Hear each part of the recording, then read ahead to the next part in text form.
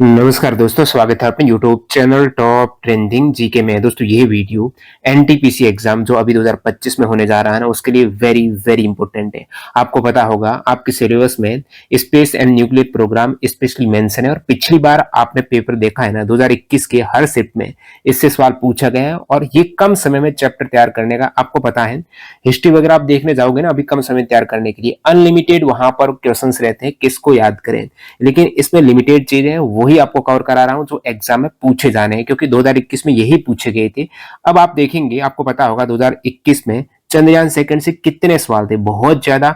Even यहाँ पर छोटे से छोटे लेवल पर सवाल पूछे जा रहे थे। तो आपको इस वीडियो में ये जितने भी मिशन के बारे में जानकारी मिलेगी, डिटेल में मिलेगी। यहाँ से सवाल आएगा, इनसे बाहर नहीं जाएगा। आगामी मिशन सारे इंक्लूडेड हैं जो अभी होने वाले हैं, और इससे पहले जो हुए हैं इंपोर्टेंट मिशन है जहां से एग्जाम में बार बार सवाल आते हैं। इवन जो लैंडर है, रोवर है, उनके वेट तक पूछे गए थे, और उस समय कौन थे इसरो के अध्यक्ष वगैरह है, कौन प्रोजेक्ट डायरेक्टर थे। ये सारे फैक्ट जो प्रीवियस ईयर के मैंने सवाल देखे हैं, उन पर आधारित ये मिशन में कवर करने वाला हूं। एंड तक बने रहना, और पीडीएफ के लिए आपको टेलीग्राम चैनल ज्वाइन करना होगा, जिसकी लिंक डिस्क्रिप्शन बॉक्स में है।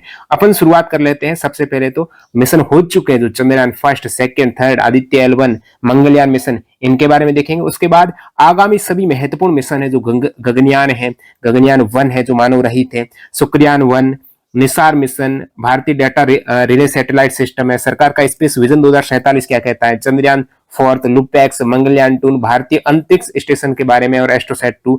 ये सभी मिशन जो प्रस्तावित हैं इनके बारे में डिटेल में देखने वाले आप देख सकते हो। और पीडीएफ के लिए आपको टेलीग्राम चैनल ज्वाइन करना। बात रहे मॉक टेस्ट की, तो आप कमेंट सेक्शन बताना, यदि आप टेक्स्ट बुक से लगा रहे हो ना मॉक, कितना स्कोर हो रहा है। नहीं लगा रहे हो तो टेक्स्ट बुक पास प्रो आज ही ज्वाइन कर सकते हो। टीटीजी के कूपन कोड से यहाँ पर बेहतरीन डील आपको मिल जाएगी। ये ईयरली पास प्रो आपको मिल जाएगा। यदि आप 18 मंथ का लेंगे तो और किफायती हो जाएगा। आने वाले जो भी एग्जाम है, अभी तो एनटीपीसी, उसके बाद आपका ग्रुप डी रहेगा, एएलपी का आ चुका है, और एसएससी के तो अभी आने ही वाले हैं। तो सारे एग्जाम्स के मॉक टेस्ट एक ही पास प्रो में आपको मिल जाएंगे। 800 प्लस एग्जाम्स कवर होते हैं। टीटीजी के कूपन कोड से 12% का डिस्काउंट मिल जाएगा। तो लिंक डिस्क्रिप्शन बॉक्स में है। आप पास प्रो मैक्स भी देख सकते हो, जहां पर रैंकर्स टेस्ट सीरीज है, थोड़ा टफ लेवल का टेस्ट है। 10,000 प्लस स्टडी नोट्स आपको सिलेबस के अकॉर्डिंग मिलेंगे, डाउट सपोर्ट मिलेगा, एआई फीचर है। तो एग्जाम से पहले जरूर मॉक लगाइएगा। शुरुआत करते हैं चंद्रयान फर्स्ट मिशन, जो भारत का पहला चंद्र अभियान है। इसके बाद चंद्रयान सेकेंड आया, चंद्रयान थर्ड आया, अभी चंद्रयान फोर्थ की भी तैयारी चल रही है। उसके बाद चंद्रयान फिफ्थ भी, ये भी अभी प्रस्तावित है। तो चंद्रयान फर्स्ट मिशन भारत का पहला चंद्र अभियान। और प्रस्ताव देखिए, प्रस्ताव से ये जो मैंने हाईलाइट किया ना, ये एनटीपीसी में इनसे सवाल पूछा था। एनटीपीसी 2021 में पूछा था चंद्रयान फर्स्ट मिशन में प्रस्तावित कब किया गया था, 2003 में। इसरो के प्रस्ताव को भारत सरकार ने 2003 में मंजूरी दी थी चंद्रयान फर्स्ट की। ये सभी हाईलाइट किया तो एनटीपीसी में पूछे हुए हैं, ठीक है। उन पर आधारित पर ही ये पूरा कंटेंट तैयार किया गया है। वैसे चंद्रयान फर्स्ट लॉन्च हुआ था 22 अक्टूबर 2008 को, लेकिन प्रस्ताव 2003 को हुआ था। तो लॉन्च की डेट भी पूछी गई थी आपको। लॉन्च स्थल मैक्सिमम जितने भी उपग्रह हैं, ये मिशन वगैरह, ये सतीश धवन अंतरिक्ष केंद्र श्रीहरिकोटा जो आंध्र प्रदेश है ना, वहीं पर लॉन्च होते हैं। जितने भी आपको देखने को मिलेंगे भारत के अंतरिक्ष सैटेलाइट वगैरह, ये यहीं से लॉन्च होते हैं, इसी लॉन्च साइट से। ये एक आपका आइलैंड है श्रीहरिकोटा।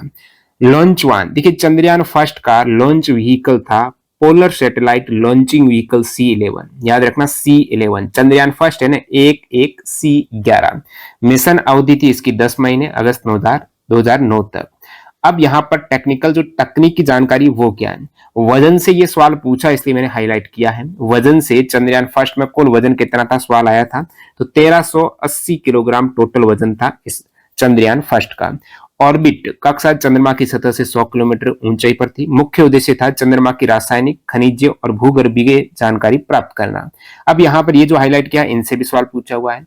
चंद्रयान फर्स्ट में जब 2008 में ये मिशन लॉन्च हुआ था, उस समय अध्यक्ष कौन थे इसरो के, ठीक है।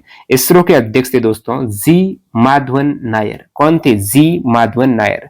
और ये जो चंद्रयान फर्स्ट मिशन है, इसके प्रोजेक्ट डायरेक्टर का भी सवाल पूछा था उस समय, तो एम अन्नादुरई। 2021 में चंद्रयान फर्स्ट मिशन के प्रोजेक्ट मैनेजर का सवाल था, तो आप कहेंगे अन्नादुरई।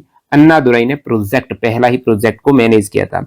बाद में चंद्रयान सेकेंड और अन्य प्रमुख मिशनों का भी इन्होंने नेतृत्व किया है। चंद्रयान फर्स्ट मिशन के डायरेक्टर कौन थे, ये प्रोजेक्ट डायरेक्टर, ये मिशन डायरेक्टर। दो अलग अलग है पद यहाँ पर। Project director Annadurai, mission Srinivas Hegde, operations director Chandrayaan first के थे एम पिचेमणि। तो यहां से सवाल पूछा इसलिए दो एक्स्ट्रा चीजें और ऐड कर दी है, भविष्य में सवाल पूछ रहे अब की बार ध्यान देना। प्रमुख उपलब्धियां क्या है चंद्रयान फर्स्ट की? तो जल अणुओं की खोज, नासा के उपकरण मून मिनरलोजी मैपर M3 MMM, चंद्रमा की सतह पर जल की उपस्थिति की पुष्टि की। तो ट्रिपल M या फिर M जो क्यूब है, मून मिनरलोजी मैपर ने चंद्रमा की सतह पर जल की उपस्थिति की पुष्टि पहले ही चंद्रमा जो चंद्रयान मिशन है उसमें ही हो गई थी। यहां पर एक आता है मून इंपैक्ट प्रोब, 14 नवंबर 2008 को चंद्रमा पर टकराया। अब आप कहेंगे ये MIP क्या है, मून इंपैक्ट प्रोब है क्या? तो चंद्रयान फर्स्ट मिशन का एक छोटा सा यान था जिसे विशेष रूप से चंद्रमा की सतह से टकराने के लिए ही बनाया गया था, क्योंकि यहाँ पर सॉफ्ट लैंडिंग नहीं हुई थी। चंद्रमा की सतह पर चंद्रयान 3 में सॉफ्ट लैंडिंग सक्सेसफुली हुई थी। इधर इन्होंने एक अलग ही यान छोटा सा बनाया जिसका उद्देश्य था कि भारत का झंडा चंद्रमा पर पहुंचाना। मून इंपैक्ट प्रोब वहां पर टकराया और भारत का झंडा चंद्रमा पर पहुंचाया गया।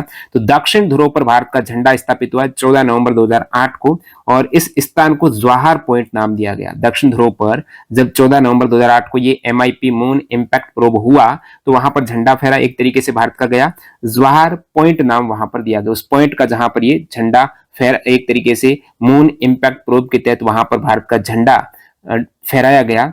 तो उसमें इस पॉइंट का नाम जहां पर ये टकराया था वो है जवाहर पॉइंट। क्योंकि आपको पता होगा 14 नवंबर को किसका जन्मदिन है, पंडित नेहरू जी का जन्मदिन है, इसलिए इसका नाम जवाहर पॉइंट रखा गया। ये आपका मिशन चंद्रमा पर ऑर्बिट मिशन था, वहां पर लैंडिंग नहीं किया था। वैज्ञानिक उपकरण चंद्रयान फर्स्ट की बात करें तो कुल 11 वैज्ञानिक उपकरण थे, यानी पेलोड्स की बात हो रही है। 5 भारतीय, 6 अंतर्राष्ट्रीय सहयोग नासा और ESA आदि के थे, अंतर्राष्ट्रीय जो अंतरिक्ष एजेंसीज के थे 6, 5 भारतीय थे। पेलोड्स यानी वहां पर जैसे कैमरा है तो फोटो लेगा, वो कैप्चर करेगा, ये भी एक उपकरण है वहां पर। और अलग अलग रहते हैं जहां पर जानकारी हासिल करते हैं, वहां की चट्टान कैसी है, वेदर कैसा है। तो इसमें आप देखेंगे ये पेलोड्स में TMC, ये है टेरिन मैपिंग कैमरा है, और हाइपर स्पेक्ट्रल इमेजर है, मून मिनरोलॉजी मैपर है, मिनी असार है, सारा स्वीडन का है, ब्लग बुल्गारिया का है। तो ये सभी कहीं ना कहीं पेलोड्स हैं जो इस मिशन के साथ शामिल थे। मिशन का समापन 29 अगस्त 2009 को इसरो का चंद्रयान फर्स्ट संपर्क टूट गया। इससे अपने सभी वैज्ञानिक लक्ष्य पूरे कर दिए थे, संपर्क टूटने से पहले सारे लक्ष्य पूरे हो गए। तो ये पूरा मिशन चंद्रयान फर्स्ट आपको बता दिया। सवाल आएगा तो इन्हीं के अंदर से ही आएगा। चंद्रयान सेकंड की बात करें, भारत का दूसरा चंद्र मिशन था जिसे भारतीय अंतरिक्ष अनुसंधान संगठन ने विकसित किया था।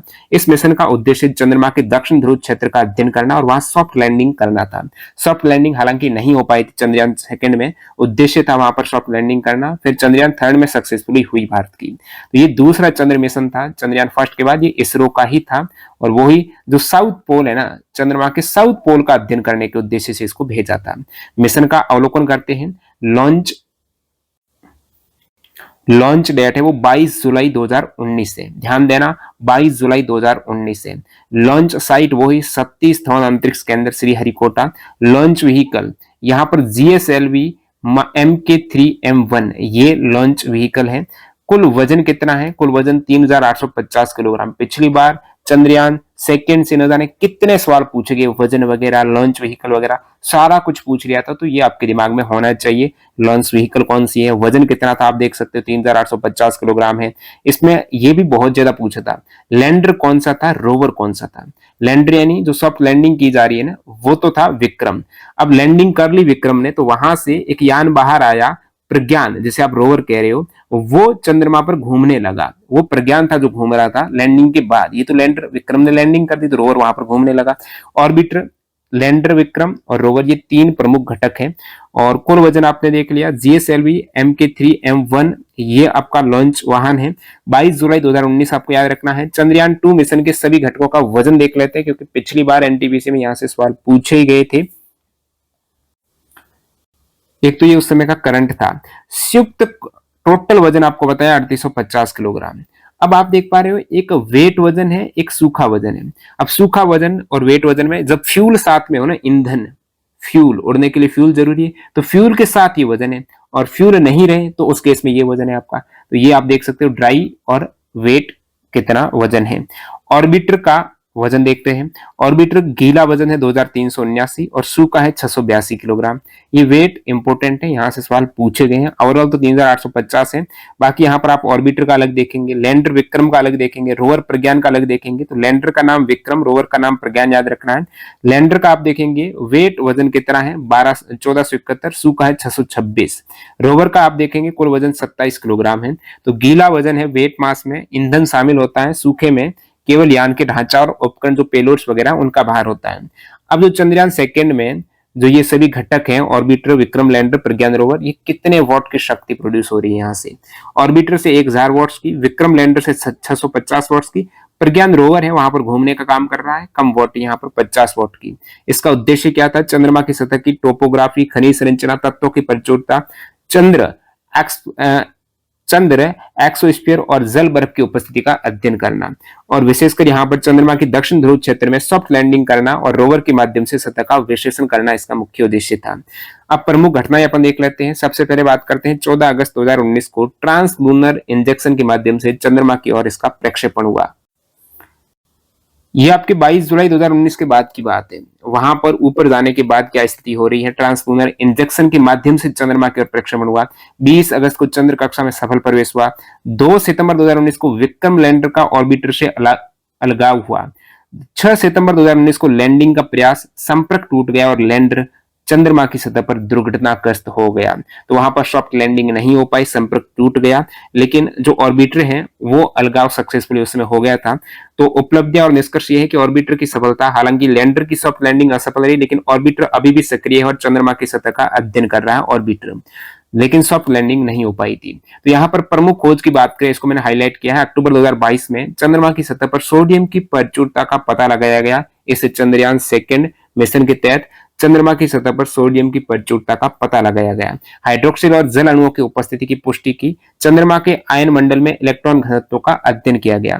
अब मिशन स्थल का नामकरण, ऊपर आपने चंद्रयान फर्स्ट में देखा, वहां पर जवाहर पॉइंट रखा गया था जहां पर भारत का झंडा पहुंचाया गया था। इधर क्या था? चंद्रयान 2 के लैंडर विक्रम के दुर्घटनाग्रस्त होने के स्थान को भारत के प्रधानमंत्री, जहां पर विक्रम लैंडर दुर्घटनाग्रस्त हुआ था ना, वहां पर भारत के प्रधानमंत्री नरेंद्र मोदी ने तिरंगा पॉइंट नाम दिया है। क्या नाम दिया? तिरंगा पॉइंट। ये नाम भारत के राष्ट्रीय ध्वज तिरंगा से प्रेरित है और ये स्थान चंद्रमा के दक्षिण ध्रुव के निकट स्थित है, ये तिरंगा पॉइंट। ठीक है। चंद्रयान 2 मिशन, उस समय के इसरो के अध्यक्ष और प्रमुख वैज्ञानिक कौन थे? इससे पहले भी आपको पता है चंद्रयान फर्स्ट में और 2 में सवाल बहुत ज्यादा पूछे गए एनटीपीसी में। इसरो अध्यक्ष थे उस समय डॉक्टर के सिवान। प्रोजेक्ट डायरेक्टर कौन थे चंद्रयान 2 के? एम वनिता। और एम वनिता पहली महिला वैज्ञानिक जिन्हें किसी भारतीय अंतरिक्ष मिशन का प्रोजेक्ट डायरेक्टर बनाया गया था। मिशन डायरेक्टर कौन थी? रितु करिधाल। और रितु करिधाल को दोस्तों रॉकेट वुमन ऑफ इंडिया के नाम से भी जाना जाता है। Rocket woman of India Ritu Karidhal. Associate project director Kalpana Kalahasti और जी नारायण। पूर्व प्रोजेक्ट डायरेक्टर जी नागेश। ये प्रमुख टीम थी जो चंद्रयान 2 से जुड़ी हुई थी। अब बात करते हैं यहाँ पर चंद्रयान थर्ड की, वेरी इंपोर्टेंट चंद्रयान थर्ड। इससे पहले एनटीपीसी में चंद्रयान 2 तक का ही था डाटा, चंद्रयान थर्ड बाद में लॉन्च हुआ, उस समय एग्जाम हो गया था। तो अभी इंपोर्टेंट हो जाएगा आपके 2025 एग्जाम में चंद्रयान थर्ड से सवाल पूछे जाने की संभावना। बाकी दोस्तों जो लेटेस्ट एग्जाम हुआ है ना रेलवे का, वो मार्च 2025 में हुआ है। किसका है? आरपीएफ कांस्टेबल का। इनके 36 शिफ्ट में पूछे गए 1800 जीके जीएस की क्वेश्चंस आप देख सकते हो। नंबर ऑफ क्वेश्चंस यहाँ पर चैप्टर वाइज एक्स्ट्रा फैक्ट सहित ये ई बुक फॉर्मेट में आप डाउनलोड कर सकते हो हमारी वेबसाइट पर, जहां पर करंट अफेयर्स का आपको ऑलरेडी वीडियो डाला हुआ है और भी चैप्टर वाइज जल्दी वीडियो मिलने वाला है। चैनल को सब्सक्राइब कर देना। और ऑलरेडी ये पीडीएफ कंटेंट में आप कंज्यूम करना चाहते हो तो आप हमारी वेबसाइट या फिर ऐप पर विजिट करके इसको डाउनलोड कर सकते हो, जहां पर डिटेल में आपको प्रत्येक सवाल की रहेगी। लिंक डिस्क्रिप्शन बॉक्स में। और भी इंपॉर्टेंट ई बुक जो रेलवे के करंट अफेयर्स पूछे गए उनके अलग है, साइंस के अलग है, वो भी चेकआउट कर सकते हो। चंद्रयान 3 भारतीय अंतरिक्ष अनुसंधान संगठन यानी इसरो, इसका तीसरा चंद्र मिशन है जिसे चंद्रमा के दक्षिण ध्रुव पर सॉफ्ट लैंडिंग करने के उद्देश्य से विकसित किया गया था। चंद्रयान सेकंड में आपने देखा सॉफ्ट लैंडिंग नहीं हुई थी। चंद्रयान फर्स्ट का सॉफ्ट लैंडिंग का उद्देश्य था ही नहीं। अब मिशन की प्रमुख जानकारी देखें तो प्रक्षेपण तिथि कब लॉन्च हुआ है? 14 जुलाई 2023 को। 14 जुलाई 2023 यहां पर याद रखना है। 14/7 2023, 14/7/2023। लैंडिंग तिथि कब लैंड किया है सक्सेसफुली, सॉफ्ट लैंडिंग की बात करें तो वो 23 अगस्त 2023 को। 14 जुलाई के बाद यहां पर 23 कर दिया इन्होंने, 23 अगस्त, 23/8/23। चंद्रयान थर्ड की सफल लैंडिंग की याद में 23 अगस्त को भारत में राष्ट्रीय अंतरिक्ष दिवस मनाया जाता है। प्रथम बार 23 अगस्त 2024 को अंतरिक्ष दिवस मनाया गया। तो ये चंद्रयान थर्ड की सफल लैंडिंग की याद में अब यहां पर इंपोर्टेंट ये सवाल बन जाता है कि भारत में राष्ट्रीय अंतरिक्ष दिवस कब मनाया जाता है? 23 अगस्त को। अंतरिक्ष तो अंतरिक्ष 23 त्रिक्ष से 23 याद रखना, अंतरिक्ष 23 अगस्त। ठीक है। लैंडिंग स्थान कहां पर लैंड हुआ? यही दक्षिण ध्रुव पर इसको भेजा गया, चंद्रमा के साउथ पॉइंट पर। लैंडिंग साइट है जहां पर ये लैंड किया है चंद्रयान 3, उस पॉइंट को नाम दिया है शिव शक्ति पॉइंट। प्रधानमंत्री, इससे पहले आपने देखा तिरंगा पॉइंट था चंद्रयान 2 में, फर्स्ट में जवाहर पॉइंट था, यहां पर शिव शक्ति पॉइंट प्रधानमंत्री नरेंद्र मोदी द्वारा नामित किया गया। प्रक्षेपण कहां से ये लॉन्च हुआ है? सतीश धवन अंतरिक्ष केंद्र, श्रीहरिकोटा, आंध्र प्रदेश से। किस व्हीकल से हुआ प्रक्षेपण यान? तो पहले जो नाम था ना GSLV Mark 3, इसका नाम अभी है LVM-3M4, इससे इसको लॉन्च किया गया है। तो ये जरूर याद रखना, LVM-3M4। कुल वजन आपको पूछ ले तो वो लगभग है 3900 किलोग्राम। कितना है? 3900 किलोग्राम है। कुल वजन 3900 किलोग्राम है। बजट 615 करोड़, 615 करोड़ बजट में चंद्रयान 3 सक्सेसफुली वहां पर लैंड कर गया। 615 करोड़ का बजट आया। मिशन का उद्देश्य चंद्रमा की सतह पर सुरक्षित और सॉफ्ट लैंडिंग करना, रोवर के माध्यम से चंद्रमा की सतह पर गतिशीलता का प्रदर्शन करना। रोवर ही वहां पर एक तरीके से चलने वाला है चंद्रमा पर। चंद्रमा की सतह पर वैज्ञानिक प्रयोग करना, जैसे कि रासायनिक विश्लेषण और भूकंपीय गतिविधियों का अध्ययन करना। चंद्रयान 3 ने चंद्रमा के दक्षिण ध्रुव पर सल्फर तत्व की उपस्थिति की पुष्टि की। ये इंपोर्टेंट फैक्ट है, दक्षिण ध्रुव पर सल्फर तत्व की उपस्थिति की पुष्टि हुई है। इससे पहले आपने देखा सोडियम का। इसरो के अनुसार इसके अलावा चंद्रयान 3 ने अन्य तत्वों जैसे ऑक्सीजन, एल्यूमिनियम, कैल्शियम, लोहा, टाइटेनियम, सिलिकॉन और मैग्नीशियम की उपस्थिति का भी पता लगाया, लेकिन सल्फर का इंपोर्टेंट है। यहाँ पर मिशन के 3 प्रमुख घटक हैं। एक तो प्रणोदन मॉड्यूल है, उसके बाद लैंडर और रोवर है। तो लैंडर और रोवर का नाम वही है, चंद्रयान 2 वाला सेम ही है। लैंडर का नाम विक्रम है, रोवर का नाम प्रज्ञान है। और इधर ऑर्बिटर का नाम यहाँ पर आप देख पा रहे हो, प्रणोदन मॉड्यूल इन्होंने कहा है। लैंडर को चंद्र कक्षा तक पहुंचाना और पृथ्वी के वातावरण का अध्ययन करने के लिए 6 पेलोड से सुसज्जित। 17 अगस्त 2023 को विक्रम लैंडर ने प्रणोदन मॉड्यूल से अलग होकर चंद्र सतह की ओर प्रस्थान किया। तो इस मॉड्यूल से, प्रणोदन मॉड्यूल है, उससे अलग हुआ ये विक्रम लैंडर। लैंडिंग के लिए पहले इसके साथ जुड़ा हुआ था। अब विक्रम लैंडर सॉफ्ट लैंडिंग के लिए विकसित हुआ है, जिसमें ये चेस्टी, इल्सा और रंभा LP जैसे पेलोड शामिल है। इन तीनों पेलोड को आगे नीचे में डिस्क्राइब करूंगा। पेलोड यानी जो उपकरण काम में आते हैं अध्ययन करने के लिए, उसके साथ रहते हैं। प्रज्ञान रोवर 26 किलोग्राम वजन का रोवर, ये देखा आपने, प्रज्ञान रोवर का 26 किलोग्राम वजन है। चंद्रमा की सतह पर तत्वों की पहचान के लिए इसमें 2 प्रमुख यहाँ पर पेलोड हैं, एक तो LIBS, एक है APXS। ये उपकरणों से लैस था। प्रपोल्सन मॉड्यूल में 2 radio isotope heating unit RHU लगे थे। जो प्रपोल्सन मॉड्यूल है यहाँ पर आपने देखा, जो अलग हुआ है इससे आपका लैंडर, प्रणोदन मॉड्यूल आप इसे कह सकते हो। इसमें 2 रेडियो आइसोटॉप हीटिंग यूनिट लगे थे, जिन्हें भाभा परमाणु अनुसंधान केंद्र द्वारा डिजाइन और विकसित किया गया। ये साथ में ऐड किया मैंने फैक्ट, ताकि यहां से पूछ ले कि इसको डिजाइन किसने किया, तो भाभा परमाणु अनुसंधान केंद्र ने किया था, जो अत्यधिक ठंडे वातावरण में आवश्यक ताप प्रदान करता है। अब बात करते हैं चंद्रयान 3 मिशन की तकनीकी विवरण के बारे में। सैटेलाइट बस है, उसका नाम है I3K, ज्यादातर यही है I3K, जो प्रणोदन मॉड्यूल और विक्रम लैंडर के लिए है। कुल लॉन्च बार आपको बताया है 3900 किलोग्राम है। अब यहाँ पर पेलोड जो उसके साथ उपकरण गए हैं अध्ययन करने के लिए, कैमरा वगैरह सारा कुछ, तो पेलोड भार का विवरण जानते हैं। प्रणोदन मॉड्यूल, अब देखिए, lander module, rover module, rover Pragyan है, लैंडर विक्रम है, प्रणोदन मॉड्यूल, इन तीनों का अलग अलग वजन है। सभी को मिलाए ना वो 3900 किलोग्राम है। देखिए यहाँ पर प्रणोदन मॉड्यूल का है 2148, पृथ्वी से चंद्र कक्षा तक लैंडर को ले गया। ये चंद्रमा की कक्षा तक, ऑर्बिट तक लैंडर को ले जाना इसका उद्देश्य था, वहां पर स्थापित कर दिया इसने। लैंडर मॉड्यूल का 1726 किलोग्राम वजन है, चंद्रमा पर सॉफ्ट लैंडिंग की है। रोवर प्रज्ञान का 26 किलोग्राम वजन है, चंद्रमा की सतह पर प्रयोग हेतु वो चल रहा है। तो रोवर, लैंडर और प्रणोदन मॉड्यूल, इनका अलग अलग वेट और इनकी अलग अलग कैपेसिटी आप देख सकते हो। प्रणोदन मॉड्यूल की कैपेसिटी 758 वाट की है, विक्रम लैंडर की 738 वाट की, प्रज्ञान रोवर की है 50 वॉट की। अब मिशन की अवधि की बात करें, कितने समय के लिए, देखिए जब भेजा गया था ना इसको, तो उन सभी वैज्ञानिक को पता था कि भाई 14 पृथ्वी के दिन जब सूर्य का प्रकाश रहेगा तब तक ये काम करेगा, एनर्जी मिलती रहेगी सूर्य के प्रकाश से, उसके बाद है उसके निष्क्रिय होने की संभावना थी और वो हो गया। मिशन अवधि प्रज्ञान रोवर है, देखिए लैंडर के बाद रोवर ही चल रहा था चंद्रमा पर, तो वो लगभग 14 चंद्र दिवस है उनको वहां पर काम करना था, प्रज्ञान रोवर को अपना डाटा वगैरह सारा कैप्चर करके भेजना था। विक्रम लैंडर भी साथ में 14 दिन है। और जो प्रणोदन मॉड्यूल है, जो उस चंद्रमा की कक्षा में स्थापित करने के लिए गया है लैंडर को, वो 3 से 6 माह तक संभावित वैज्ञानिक प्रयोग के लिए था। रोवर और लैंडर सूर्य डूबने के बाद स्लीप मोड में चले गए। जब ये 14 दिन हो गए, सूर्य डूब गया और पुनः सक्रिय नहीं हुए, एक्टिव करने की कोशिश की लेकिन नहीं हुआ, लेकिन काम सक्सेसफुली हो गया। काम आपने इमेज वगैरह सारा कुछ देख लिया। मुख्य खोज क्या की गई, ये वेरी इंपॉर्टेंट है। मुख्य खोज जो पेलोड से प्राप्त है, देखिए पेलोड है ये LIBS है, सल्फर की उपस्थिति की पुष्टि चंद्रमा की सतह पर सल्फर की उपस्थिति इस पेलोड ने की है, LIBS ने। तापमान में भारी अंतर, सतह पर लगभग 60 डिग्री सेंटीग्रेड और अंदर -10 डिग्री सेंटीग्रेड, सरफेस पर चंद्रमा की 60 है और नीचे गए तो -10 आ गया, इतना भारी अंतर, यह अध्ययन किया है इस पेलोड ने, CHASTE। चंद्रमा के पास बहुत पतला प्लाज्मा वातावरण मौजूद है, रंभा द्वारा इसका अध्ययन किया गया। 3 अलग अलग पेलोड ने अलग अलग यहाँ पर मुख्य खोजें की हैं।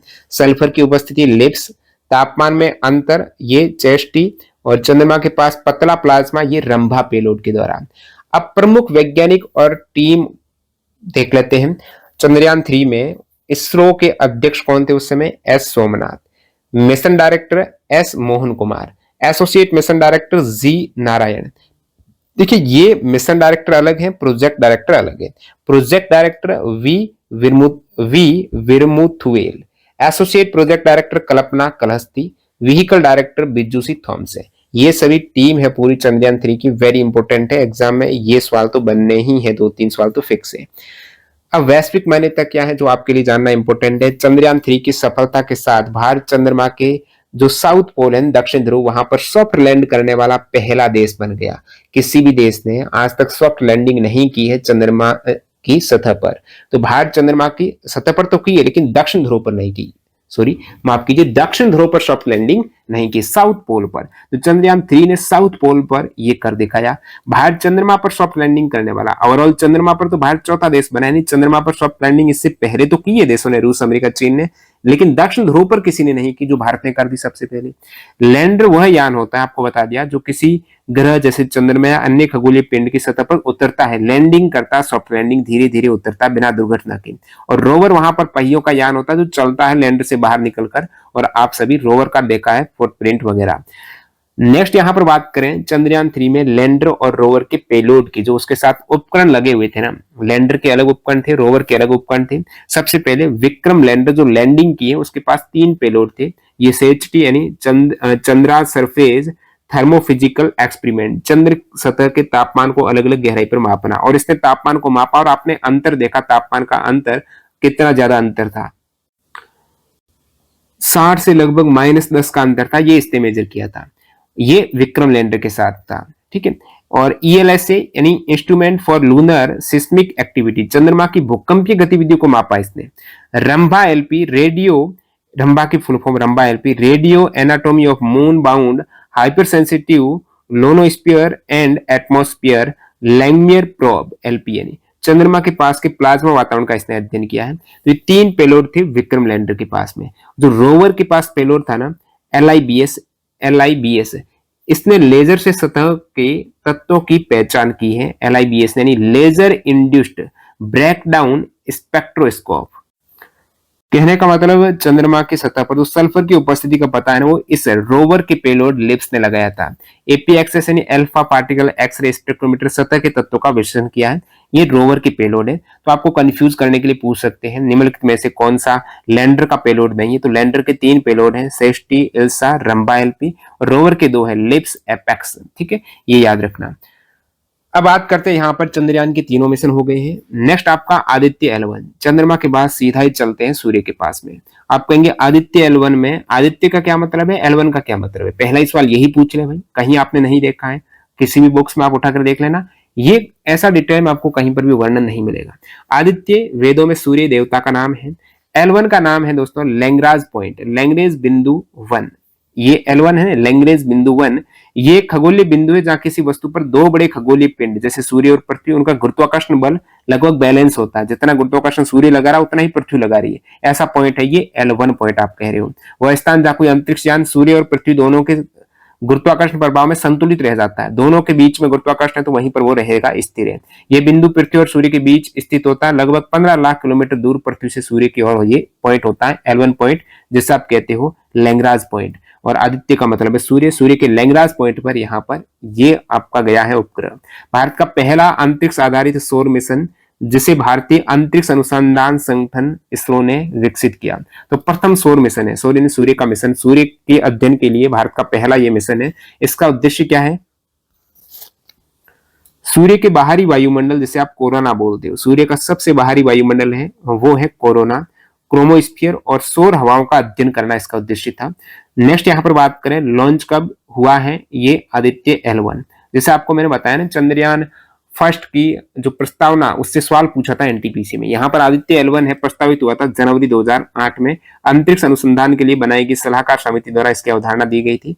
लॉन्च कब हुआ है आदित्य L1? 2 सितंबर 2023 को। तो अभी तक एनटीपीसी के एग्जाम के बाद की स्थिति ये भी, तो यहां से भी सवाल आने वाले बहुत ज्यादा। लॉन्च आदित्य L1 2 सितंबर 2023 को सतीश धवन अंतरिक्ष केंद्र श्रीहरिकोटा से। किस व्हीकल से लॉन्च हुआ है? 57 से, PSLV XL C57। C57 याद रखना, क्या याद रखना? C57। आदित्य के लिए आपको 57 डिग्री सेंटीग्रेड तो बहुत कम है, बहुत ज्यादा वहां पर टेम्परेचर है। C57। आदित्य L1 अंतरिक्ष यान का लॉन्च मास कितना है? आपको पूछ रहे टोटल लॉन्च मास कितना है, वजन कितना है? तो 1475 है। आदित्य L1 है तो 1475 है इसका वजन किलोग्राम में, ठीक है। इसमें सिर्फ पेलोड का वजन 244 किलोग्राम है। पेलोड जो उपकरण उसके साथ में गए ना, उसका वजन 244 है। ओवरऑल यहाँ पर इस अंतरिक्ष यान का लॉन्च मास है 1475 किलोग्राम।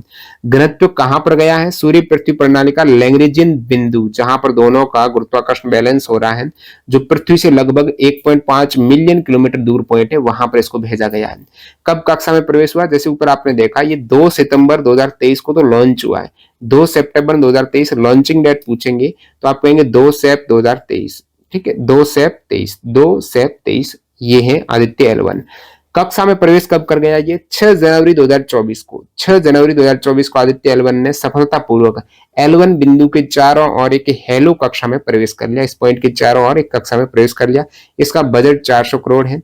निर्माण में योगदान किसका रहा है? UR राव सैटेलाइट सेंटर में डिजाइन और विकसित इसे किया गया है। ध्यान देना, इंपॉर्टेंट है ये। UR राव सैटेलाइट सेंटर में इसको डिजाइन किया गया है। किसको? आदित्य L1 को। इस यान पर लगे वैज्ञानिक पेलोड भारत के विभिन्न वैज्ञानिक अनुसंधान संस्थानों द्वारा विकसित किए गए। तो इसमें जो पेलोड है, उपकरण लगे हुए अध्ययन के लिए, वो अलग अलग इंस्टीट्यूट के द्वारा विकसित किए गए। जैसे कि इसमें मैं बताऊं, एक तो आपके Indian institute of astrophysics Bengaluru के द्वारा भी पेलोड विकसित हुआ है। IUCAA यानी inter university centre for astronomy and astrophysics, ये पुणे में है। ये साथ में मैंने डाला है कि ये है कहां पर इंस्टीट्यूट, क्योंकि पिछली बार एग्जाम में काफी इंस्टीट्यूट से सवाल आया था। उसका मैं अलग से वीडियो डालूंगा और टेलीग्राम पर वैसे मैंने पोस्ट शेयर की और भी कर दूंगा। ये जो जितने भी अंतरिक्ष से अनुसंधान संबंधित इंस्टीट्यूट है ना, इनका हेडक्वार्टर वगैरह कहां पर है, एग्जाम में सवाल बनता है। तो ऐसे लगभग 30 के आसपास इंस्टीट्यूट है। आप कहेंगे तो वीडियो में आपको समझा दूंगा डिटेल में, नहीं तो PDF है वो टेलीग्राम पर डाल देंगे। तो टेलीग्राम चैनल ज्वाइन कर लेना। पिछली बार पूछे गए थे 10 से 12 क्वेश्चन बार बार उन इंस्टीट्यूट से, तो ये भी याद रखना आपको। Indian institute of astrophysics Bengaluru में और IUCAA पुणे महाराष्ट्र में इसका योगदान रहा है आदित्य L1 के विभिन्न पेलोड को विकसित करने में।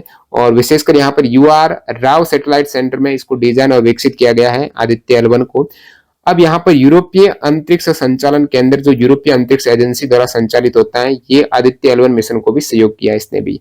इसका मुख्य उद्देश्य आपको बता दिया, सूर्य का जो बाहरी सबसे परत है कोरोना, क्रोमोस्फीयर और फोटोस्फीयर का अध्ययन करना है। सौर ज्वालाओं और कोरोनल मास इजेक्शंस की निगरानी, सौर हवाओं उनकी पृथ्वी पर प्रभाव का विश्लेषण और अंतरिक्ष मौसम की भविष्यवाणी में सहायता करना। और इसमें पेलोड्स कितने? 7 पेलोड्स है। आदित्य L1 में 7 पेलोड्स हैं जो अध्ययन करने के लिए अलग अलग नाम बता दूं मैं आपको। VELC यानी विजिबल इमिशन लाइन क्रोनोग्राफ, सूर्य के कोरोना की इमेजिंग और स्पेक्ट्रोस्कोपी। कोरोना जो सूर्य का चमकने वाला सबसे बाहरी भाग है ना, वो कोरोना है, तो उसकी इमेजिंग फोटोग्राफी वगैरह है। ये उपकरण था VELC। उसके बाद सूट कौन सा है? सोलर अल्ट्रावायलेट इमेजिंग टेलीस्कोप, सूर्य की फोटोस्फीयर और क्रोमोस्फीयर की यूवी इमेजिंग है। फोटो और क्रोमोस्फीयर की यूवी अल्ट्रावायलेट यूवी इमेजिंग करना। Aditya solar wind particle experiment है। एस्पेक्स सौर हवाओं के प्रोटॉन और इलेक्ट्रॉन का विश्लेषण है। पापा आदित्य 11 में पापा भी है। पापा यानी plasma analyser package for Aditya, सौर हवाओं के आयन और इलेक्ट्रॉन का विस्तृत अध्ययन करना। सोलैक्स क्या है भाई? Solar low energy X ray spectrometer है, सौर ज्वालाओं के दौरान निकलने वाले एक्सरे का अध्ययन है। एक high energy L1 orbiting X ray spectrometer भी इसमें है जो उच्च ऊर्जा एक्सरे का एनालिसिस करेगा। और एक यहाँ पर मैग्नेटोमीटर भी है जो L1 बिंदु पर चुंबकीय क्षेत्र की माप के लिए है। अब इसकी क्या उपलब्धियां रही है अब तक, आदित्य L1 ने वहां पर क्या क्या कर दिया है? तो यहाँ पर मैंने आपको अलग अलग पेलोड्स बताए, जिसमें एक पेलोड ये है HEL-10S। तो ये 7 नवंबर 2023 को उच्च ऊर्जा एक्सरे सौर ज्वालाओं का पहला अवलोकन इसने किया, इस पेलोड ने। सूट पेलोड ने 1 दिसंबर 2023 को सूर्य की पूर्ण डिस्क छवियां निकट पराबैंगनी तरंगदैर्ध्य में कैप्चर की। पापा ने क्या किया भाई? प्लाज्मा विश्लेषण किया। पापा ने प्लाज्मा विश्लेषण किया। और मैग्नेटोमीटर ने क्या किया? हेलो कक्षा में सफलतापूर्वक तैनात किया गया इसे 25 जनवरी 2024 को। सौर गतिविधियों का अवलोकन की बात करें तो 14 मई 2025 को अभी लेटेस्ट यहां पर आदित्य L1 ने एक शक्तिशाली एक्स क्लास सौर ज्वाला और रिकॉर्ड ब्रेकिंग प्लाज्मा इजेक्शन का अवलोकन किया, जो सौर गतिविधियों की निगरानी में एक महत्वपूर्ण उपलब्धि है। ये रिकॉर्ड ब्रेकिंग प्लाज्मा इजेक्शन का अवलोकन किया है अभी 14 मई 2025 में। और बाकी यहाँ पर कक्षा में स्थिरता बनाए रखना। हेलो कक्षा में पहला परिक्रमा हुआ 2 जुलाई 2024 को। स्टेशन है कीपिंग मैन्यूअर, फरवरी और जून 2024 दो बार कक्षा को बनाए रखने के लिए मैन्यूअर किए गए। मिशन की अवधि है, प्रारंभिक मिशन अवधि इसकी लगभग 5 साल के आसपास है। बाद में ईंधन की कुशल खपत के कारण मिशन 10 वर्षों तक बढ़ाया जा सकता है। अब आदित्य L1 इस मिशन से जुड़े हुए वैज्ञानिक कौन कौन है? निगार शाहजी। निगार शाहजी आदित्य L1 मिशन की परियोजना निदेशक है। प्रोजेक्ट डायरेक्टर कौन है दोस्तों? निगार शाहजी। डॉक्टर एस सोमनाथ है, इसरो के अध्यक्ष हैं। शंकर सुब्रमण्यम मिशन के प्रमुख वैज्ञानिक है। तो ये सभी प्रमुख वैज्ञानिक हैं आदित्य L1 से जुड़े हुए। बात करते हैं नेक्स्ट मिशन की, यानी मंगलयान मिशन की। मिशन मंगलम आपने मूवी भी देखी होगी।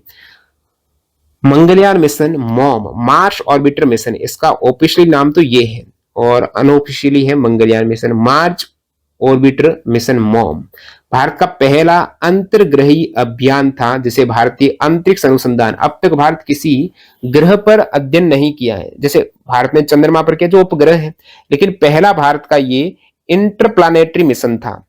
यानी इसका मतलब ये हुआ भारत द्वारा भेजा गया ऐसा अंतरिक्ष मिशन जो पृथ्वी की कक्षा से बाहर जाकर किसी दूसरे ग्रह की ओर गया हो। किसी दूसरे ग्रह की ओर जाने वाला ये भारत का पहला मिशन है, जिसका नाम है Mars orbiter mission.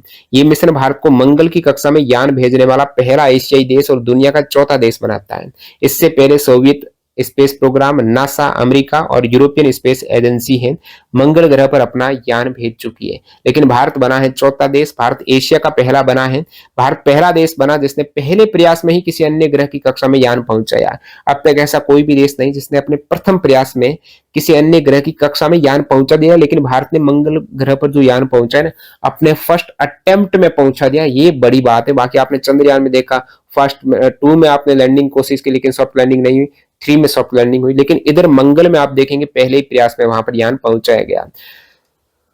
ESA European space agency का मार्स एक्सप्रेस आंशिक रूप से सफल था, लेकिन वह 100% सक्सेस नहीं था जो प्रथम अटेम्प्ट की कैटेगरी में आता है। बाकी यहाँ पर आंशिक रूप से सफल था।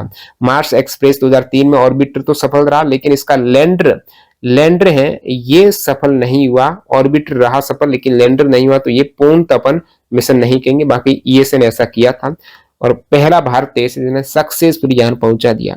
अंतर्ग्रही अभियान आपको बता दिया। अब इस मंगलयान या फिर मार्स ऑर्बिटर मिशन की योजना या प्रस्ताव की बात करें, वैसे ही 2013 में लॉन्च हुआ था, लेकिन नवंबर 2008 में तत्कालीन इसरो अध्यक्ष जी माधवन नायर ने पहली बार सार्वजनिक रूप से मंगल पर एक मानव रहित मिशन की घोषणा ये 2008 में कर दी थी। उस समय इसरो के अध्यक्ष जी माधवन नायर ने की थी। प्रधानमंत्री फिर डॉक्टर मनमोहन सिंह ने 2012 में इस प्रोजेक्ट को स्वीकृति दी और पूरे मिशन की कुल लागत लगभग 454 करोड़ है वो बताई गई थी। इसमें से 153 करोड़ तो उपग्रह की लागत थी। मंगल पर जाने के लिए ईंधन बचत वाली हॉपमैन ट्रांसफर ऑर्बिट का अवसर हर 26 महीनों में आता है, तो अगला मौका यदि उस समय नहीं होता तो 2016 और 18 में आता। लॉन्च और कक्षा में प्रवेश 2013 में हुआ। लॉन्च डेट आपकी 5 नवंबर 2013 है। Polar satellite launching vehicle C-25 rocket द्वारा श्रीहरिकोटा से इसको लॉन्च लॉन्च किया गया है। 5 नवंबर को लॉन्च हुआ, लेकिन मंगल की कक्षा में 298 दिन बाद 24 सितंबर 2014 को यहां पर पहले ही प्रयास में मंगल की कक्षा में ये प्रवेश कर गया। प्रकार की बात करें तो स्पेस प्रोब इसका प्रकार है, यानी स्पेस प्रोब का मतलब यान जो किसी ग्रह की कक्षा में जाकर जानकारी भेजता है वो स्पेस प्रोब होता है। मंगल की कक्षा में ये प्रवेश किया 24 सितंबर 2014 को, गया था 5 नवंबर 2013 को। मुख्य उद्देश्य मंगल की सतह, वायुमंडल और खनिज संरचना का अध्ययन करना। मंगल के 2 चंद्रमा आपको पता है, फोबोस और डिमोस, इनका अवलोकन करना और मंगल के वायुमंडल में मीथेन गैस की उपस्थिति का पता लगाना इसका उद्देश्य था मॉम का। वैज्ञानिक उपकरण जो पेलोड इसके साथ गए हैं, तो एक पेलोड गया है मार्स कलर कैमरा, मंगल की सतह और उसके चंद्रमाओं की रंगीन तस्वीर लेने के लिए। थर्मल इंफ्रारेड इमेजिंग स्पेक्ट्रोमीटर, मंगल की सतह के तापीय गुण के अध्ययन के लिए। मीथेन, आप देखा ना, मीथेन के अध्ययन के लिए, तो एमएसएमबी यहाँ पर है, मीथेन सेंसर फॉर मार्स, यानी मंगल के वायुमंडल में मीथेन गैस की खोज। मार्स एक्सोस्फीरिक न्यूट्रल कंपोजिशन एनालिजर यानी मैंका, मंगल के ऊपरी वायुमंडल की संरचना का एनालिसिस है। फिर यहाँ पर लेमैन अल्फा फोटोमीटर है, मंगल के हाइड्रोजन और ड्यूटेरियम की मात्रा का मापन, मंगल के हाइड्रोजन और ड्यूटेरियम। कुल लागत लगभग 450 करोड़ रुपए है, जो अब तक का सबसे किफायती मंगल मिशन रहा है बाकी देशों से। वजन और आकार संबंधित जानकारी की बात करें ना, तो इसका लॉन्च जब हुआ था ना मंगल यान, उस समय लॉन्च मास था 1337 किलोग्राम। लॉन्च के समय कुल वजन ईंधन साथ में था। और मिशन शुरू होने पर, अब मिशन शुरू हो गया, बिगिनिंग हो गया है, बी बिगिनिंग, उस केस में उसका वजन लगभग 550 किलोग्राम। ड्राई मास बिना फ्यूल के 482 किलोग्राम। मिशन शुरू होने पर, शुरू हुआ तो काफी वजन फ्यूल वहां पर बर्न हुआ, उस केस में ये वजन गया था। पेलोड का मास उसके साथ में जो उपकरण गए हैं 13.5 किलोग्राम के आसपास है। आकार 1.5 मीटर 1.5 मीटर यानी घन के आकार का है, 1.5 मीटर इसकी डायमेंशन। पावर इसका 840 वॉट है, सौर पैनल का टोटल पावर। उपलब्धि क्या है, भारत पहला एशियाई देश बना जिसने मंगल की कक्षा में यान स्थापित किया। पहले ही प्रयास में मंगल की कक्षा में प्रवेश करने वाला पहला देश है। मंगल की सतह और उसके चंद्रमाओं की उच्च गुणवत्ता वाली तस्वीर इन्होंने भेजी है मंगलयान ने। मिशन अवधि और समापन, निर्धारित मिशन अवधि थी 6 महीने, लेकिन ये चल गया 8 वर्ष तक। समापन अभी अप्रैल 2022 में ईंधन और बैटरी समाप्त होने के कारण संपर्क टूट गया और अक्टूबर 2022 में इसरो ने मिशन के समाप्त होने की घोषणा की। प्रमुख वैज्ञानिक जो मंगलयान से जुड़े हुए हैं, तो उस समय इसरो के अध्यक्ष डॉक्टर के राधाकृष्णन 2013 के दौरान, Ritu Karidhal deputy operation director थी जिन्हें मंगलयान की महिला कहा जाता है। और नेक्स्ट यहाँ पर सुभिया अरुमन मॉम के प्रोजेक्ट डायरेक्टर हैं, और प्रोग्राम डायरेक्टर अलग है, प्रोजेक्ट डायरेक्टर अलग है। प्रोग्राम डायरेक्टर हैं एम अन्नादुरई, और मिशन के डायरेक्टर संचालन और समन्वय के लिए उत्तरदायी हैं V Keshavaraju. Deputy operation director navigation की है, जैसे मार्स मिशन की रॉकेट वुमेन कहते हैं, रितु कारिधाल, इससे पहले भी आपने नाम देखा है चंद्रयान में भी। नंदिनी हरिनाथ मॉम में नेविगेशन टीम की डिप्टी ऑपरेशन डायरेक्टर है। और एक वैज्ञानिक और है, मोहिमिता दत्ता, प्रोजेक्ट मैनेजर है, जिन्होंने पेलोड और वैज्ञानिक उपकरणों के विकास में। और आपको पता होगा मंगलयान पर एक मूवी भी है, मिशन मंगल, 2019 में रिलीज हुई थी। जगन शक्ति इसके डायरेक्टर हैं, और बाकी इसको cape of good films, hope productions, fox for studio, Aruna Bhatia और अनिल नायडू द्वारा 2019 में प्रोड्यूस किया गया। एक्टर इसमें अक्षय कुमार, विद्या बालन, सोनाक्षी सिन्हा है। बात करते हैं यहाँ पर नेक्स्ट, अभी एक लेटेस्ट आपने देख लिया, जितने भी आदित्य एल1 देखा, मंगलयान देखा, चंद्रयान मिशन है जो हो चुके हैं और जो भारत के एकदम सफल मिशन है, और यहाँ से एग्जाम में सवाल पूछे जाते हैं। अभी एक लेटेस्ट 101वां अंतरिक्ष प्रक्षेपण मिशन है जो अभी कल ही हुआ था, 18 मई 2025 को लॉन्च किया गया था। तो 18 मई 2025 को ये 101वां अंतरिक्ष प्रक्षेपण मिशन था इसरो का। कौन सा? 101वां। रिसेट 1B नाम या फिर इसे EOS 09 नाम लिया गया, हालांकि ये विफल हो गया। दूसरे चरण तक प्रदर्शन सामान्य रहा, लेकिन तीसरे चरण में तकनीकी समस्या के कारण मिशन सफल नहीं हो सका। इसे लॉन्च किया गया था PSLV C61 से। PSLV C61 से EOS 09 को लॉन्च किया गया है। ये PSLV की 63वीं उड़ान थी, और ये पृथ्वी अवलोकन उपग्रह था, अर्थ ऑब्जर्वेशन सैटेलाइट है। पेलोड इसमें सार था, सिंथेटिक अपर्चर रडार थी, दिन और रात हर मौसम में डाटा संग्रहण की कैपेसिटी रख रही थी, और ये सूर्य समकालिक ध्रुवीय कक्षा हेतु था। लॉन्च मास इसका 1696 किलोग्राम था। अब नेक्स्ट बात करते हैं भारत के आगामी जितने भी अंतरिक्ष मिशन हैं जो अब तक नहीं हुए हैं, भविष्य में प्लानिंग बन रही है, और लगभग काफी में डेट वगैरह, वर्ष वगैरह घोषित हुए हैं कि कब इनको लॉन्च करना है। वो वेरी इंपॉर्टेंट है करंट अफेयर्स की दृष्टि से। गगनयान मिशन भारत का पहला मानव युक्त अंतरिक्ष अभियान है। गगनयान, गगनयान यहाँ पर मानव युक्त यानी अंतरिक्ष में मानव को भेजा जाएगा। मिशन का उद्देश्य स्वदेशी मानव अंतरिक्ष उड़ान क्षमता का प्रदर्शन करना। ये स्वदेशी भारत के द्वारा निर्मित है। 3 अंतरिक्ष यात्रियों को ये पृथ्वी की निचली कक्षा लगभग 400 किलोमीटर में 3 दिनों के लिए भेजना, उन्हें सुरक्षित रूप से वापस लैंडिंग कराना, हिंद महासागर में उतारना। अब ये 3 अंतरिक्ष यात्रियों को अंतरिक्ष में भेजने के लिए भारत का मानव युक्त प्रथम अंतरिक्ष अभियान है, गगनयान इसका नाम है। और ये पृथ्वी की निचली कक्षा लगभग 400 किलोमीटर में 3 दिन के लिए यात्रियों को भेजेगा। और पहला मानव युक्त मिशन लगभग 2027 की पहली तिमाही में हो सकता है, फिक्स नहीं है, टेंटेटिव है 2027 की पहली तिमाही में। इससे पहले 2025 में, 24 में संभावना थी, लेकिन अब ये 2027 चला गया है।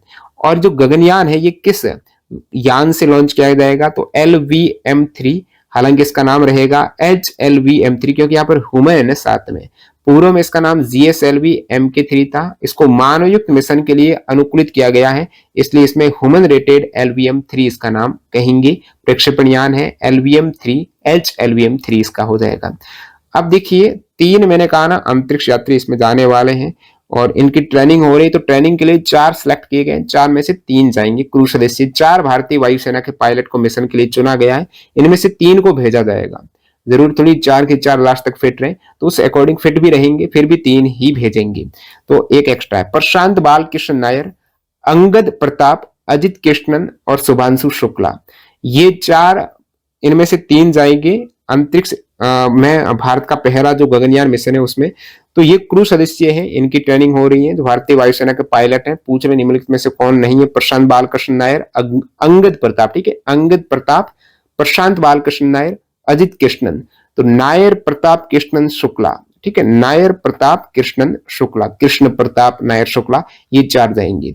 बजट यहां पर लगभग $2.32 बिलियन का है भाई। अब आपने कहा ये तो गगनयान मिशन है जो मानवयुक्त अंतरिक्ष अभियान है। अब गगनयान से पहले गगनयान 1 जाएगा, ये बिना मानव का जाएगा। इसमें एक रोबोट रहेगा व्योम मित्र। पहले मानव को भेजने से पहले मानव रहित भेजेंगे ये, जिसका नाम है जीवन, गगनयान 1। इसकी पहली अमानवित उड़ान है जो मानव युक्त मिशन के लिए आवश्यक तकनीकी और प्रणालियों का परीक्षण करेंगे।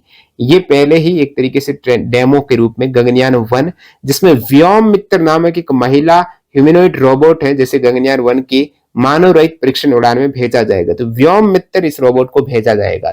व्योम मित्र यहाँ से ऑलरेडी एग्जाम में सवाल पूछा हुआ है। व्योम मित्र क्या है, तो ये एक रोबोट है जो जाने वाली है गगनयान में, गगनयान फर्स्ट में। ये रोबोट अंतरिक्ष यान के मापदंडों की निगरानी, अलर्ट जारी करने और जीवन समर्थन संचालन को निष्पादित करने में सक्षम है।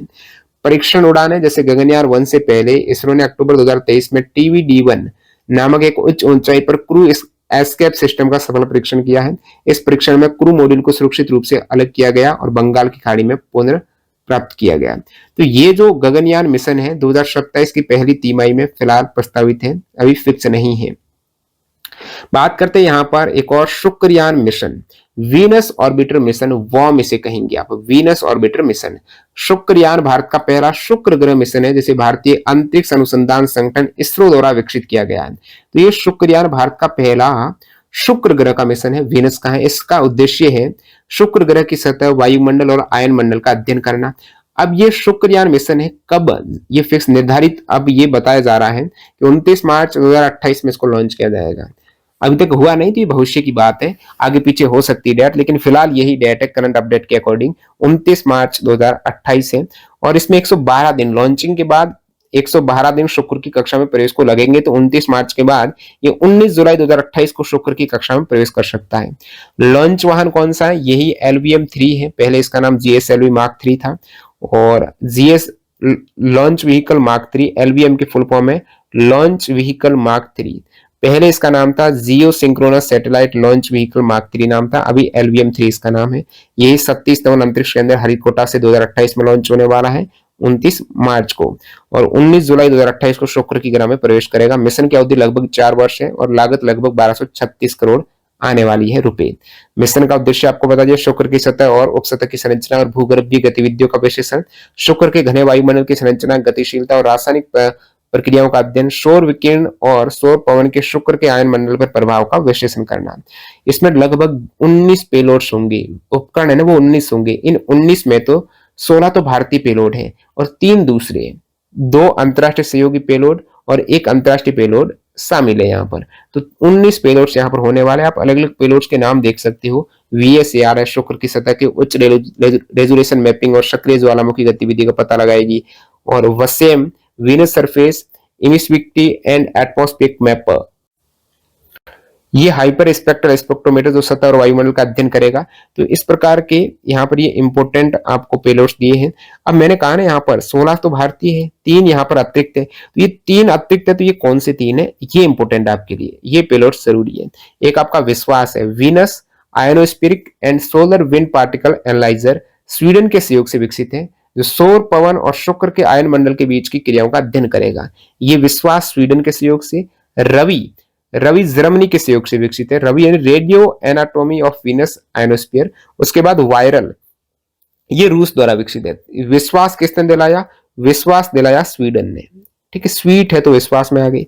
रवि है तो रवि है जर्मनी, ठीक है, रवि है सूर्य है तो आप फ्रीज नहीं होंगे, रवि की वजह से आप जमेंगे नहीं। वायरल हो गए रूस में, रूस काफी वायरल हो रहा है, रूस यूक्रेन युद्ध वायरल रूस। तो ये 3 अलग अलग मिशन में अंतरराष्ट्रीय एजेंसियों का सहयोग रहा है। नेक्स्ट यहां पर बात करते हैं निसार मिशन की। निसार का फुल फॉर्म है दोस्तों नासा इसरो।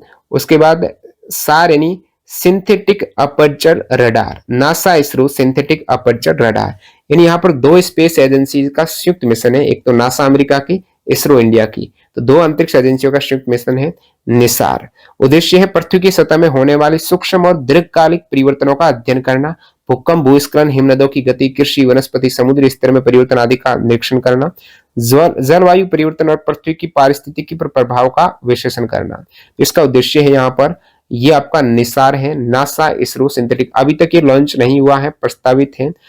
और इसका मुख्य उद्देश्य आपने देख लिया, भूकंप है, कृषि, वनस्पति, इनका अध्ययन करना है। तो पृथ्वी की सतह में होने वाली परिवर्तनों का ये अध्ययन करेगा। लॉन्च ये GSLV Mark 2 से होगा इसरो द्वारा 37 टन अंतरिक्ष के अंदर से। लॉन्च डेट इसकी जून 2025 में प्रस्तावित है। कक्षा है सन सिंक्रोनस पोलर ऑर्बिट में, ये पृथ्वी के ध्रुवों को काटती हुई दिन के एक समान समय पर निरीक्षण के लिए उपयुक्त है ये कक्षा। प्रमुख पेलोड्स की बात करें तो एल बैंड सार, अब मैंने कहा ना नासा इसरो दोनों का है, तो नासा का एक पेलोड है एल बैंड सार यानी synthetic aperture radar. L band है नासा का, एस बैंड है इसरो का। एस इसरो, एल नासा, ठीक है, एल नासा एस इसरो, ये याद रखना है। दोनों रडार एक साथ मिलकर पृथ्वी की सतह की दोहरी आवृत्तियों में छवि लेते हैं। दोनों रडार एक साथ मिलकर छवि लेंगे जिससे अधिक स्पष्ट गहरी जानकारी मिलेगी। इस मिशन की अवधि कम से कम 3 वर्ष, परंतु उपकरणों की क्षमता अनुसार अधिक समय तक कार्यरत रह सकते। 3 वर्ष तो है ही वैसे। ये विश्व का पहला रडार इमेजिंग सैटेलाइट होगा जो दोहरी बैंड एल और एस पर काम करेगा। तो एल नासा की, एस इसरो की है। दोहरी बैंड पर काम करने वाला विश्व का पहला रडार इमेजिंग सैटेलाइट है। एक साल में लगभग हर स्थान की 4 से 6 बार छवि ले सकेगा ये, यानी उच्च आवृत्ति से निगरानी होगी। कुल लागत, अनुमानित लागत इसकी 12,000 करोड़ रुपए यानी $1.5 बिलियन रहने वाली है। नेक्स्ट यहां पर देखते हैं भारतीय डेटा रिले सैटेलाइट सिस्टम यानी Indian data relay satellite system. ये इसरो द्वारा विकसित एक नियोजित उपग्रह प्रणाली है जिसका उद्देश्य पृथ्वी की निम्न कक्षा में स्थित उपग्रहों और अंतरिक्ष यानों के साथ निरंतर और वास्तविक समय में कम्युनिकेशन स्थापित करना। तो ये उपग्रह सिस्टम एक प्रणाली है जो अन्य उपग्रह है ना पृथ्वी के निम्न कक्षा में, उनके साथ कम्युनिकेट करना, उनके साथ संचार जो स्थापित करना है, वो इसका उद्देश्य है। कैसे डाटा वहां पर इजीली आप हासिल कर पाएंगे इस प्रणाली के द्वारा। तो प्रमुख उद्देश्य जैसे अभी गगनयान मिशन लॉन्च होना है जो मानव अंतरिक्ष मिशन है, तो उसके लिए जितना भी डाटा वगैरह है वो डाटा यहाँ से भारतीय डाटा रिले सैटेलाइट सिस्टम के द्वारा है वो कम्युनिकेट हो पाएगा, इसके द्वारा आपस में ये कनेक्ट हो पाएंगे। और लोअर अर्थ ऑर्बिट उपग्रहों के साथ निरंतर संचार सुनिश्चित करना है, जो यहाँ पर मेंशन है ना निम्न कक्षा में स्थित उपग्रह, उनके साथ कम्युनिकेट करना। अंटार्कटिका ग्राउंड स्टेशनों से डाटा ट्रांसफर की सुविधा, तो एक जगह से दूसरी जगह का डाटा लेने का कार्य है ये। इसमें वैसे 2 उपग्रह रहेंगे, ये जो IDRSS है ना, ये पूरा सिस्टम है, इसमें 2 उपग्रहों का ये सिस्टम रहेगा। तो इसमें कौन कौन से 2 उपग्रह मैं आपको बता दूं। 2 भू स्थितिक कक्षा में स्थित उपग्रह रहेंगे, CMS-04 और IDRSS-2, ये 2 उपग्रह। ये पहला उपग्रह है CMS-04 जिसका प्रक्षेपण 2025-26 में प्रस्तावित है। दोनों का 2025-26 में अभी हुआ नहीं है प्रक्षेपण। और अन्य उपग्रह अंतरिक्ष यान के साथ ये निरंतर कम्युनिकेट करेंगे। विशेष रूप से जो एलईओ में है, निम्न पृथ्वी कक्षा में स्थित उपग्रह हैं, उनके साथ कम्युनिकेट करने वाले हैं। और ये जियो यानी भूस्थितिक कक्षा में लगभग 36,000 किलोमीटर की ऊंचाई पर स्थापित होने वाला है। ये जीएसएलवी मार्क 2 से इसको लॉन्च किया जाएगा, 2 उपग्रह को। ये है पूरा, अभी तक हुआ नहीं है लॉन्चिंग। भारतीय डाटा रिले सैटेलाइट सिस्टम के बारे में आपको बताया। अब इसमें प्रमुख पेलोड हैं जो आप देख सकते हो। SK-KU बैंड में संचालित डाटा रिले पेलोड है। 2.5 मीटर का डिस्पोएबल कैसीग्रेन एंटीना सिस्टम है। 1.5 मीटर का फिक्स्ड कैसीग्रेन एंटीना सिस्टम है। ये ज्यादा इंपोर्टेंट नहीं है।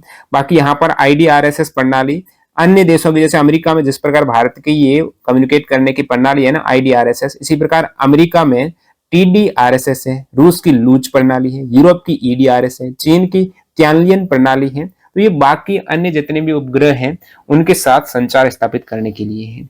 नेक्स्ट यहाँ पर भारतीय अंतरिक्ष यात्री ग्रुप कैप्टन शुभांशु शुक्ला, ऊपर आपने देखा था गगनयान में 4 क्रू में ये शामिल थे।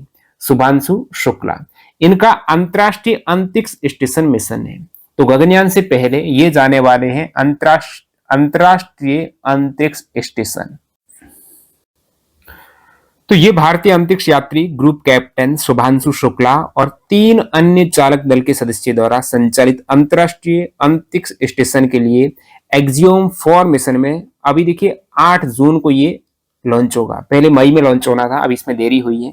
ये फ्लोरिडा के कैनेडी स्पेस सेंटर से लॉन्च होगा। एक्सियोम 4 मिशन इसका नाम है।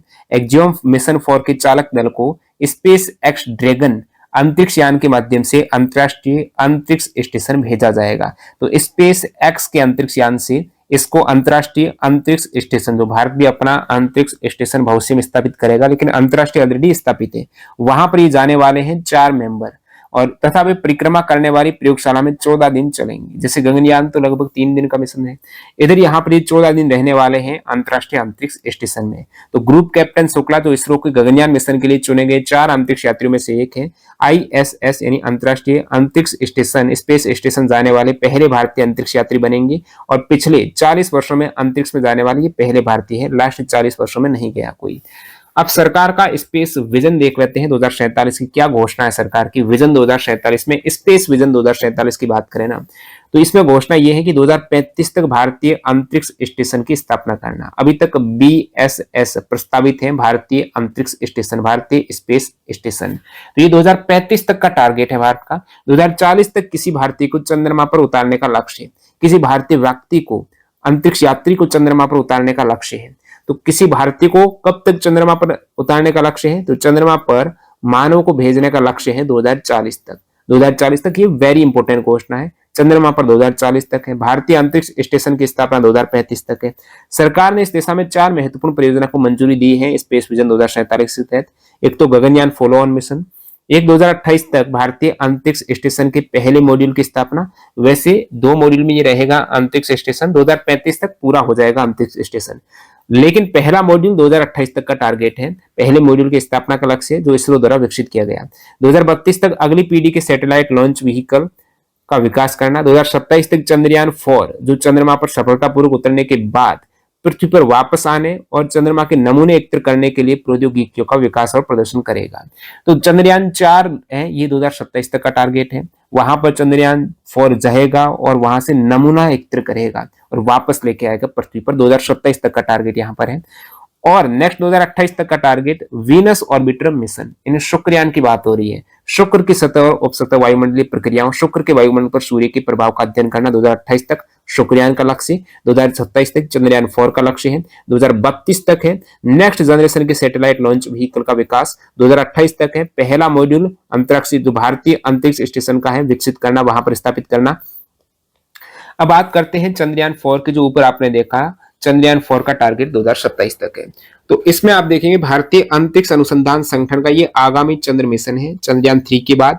और इसका आप नाम देख पा रहे हो लूनर सैंपल रिटर्न मिशन। वहां से सैंपल लेके आएगा, नाम इसका लूनर सैंपल रिटर्न मिशन है ये। और इसका उद्देश्य चंद्रमा की सतह से नमूने एकत्र करके पृथ्वी पर वापस लाना।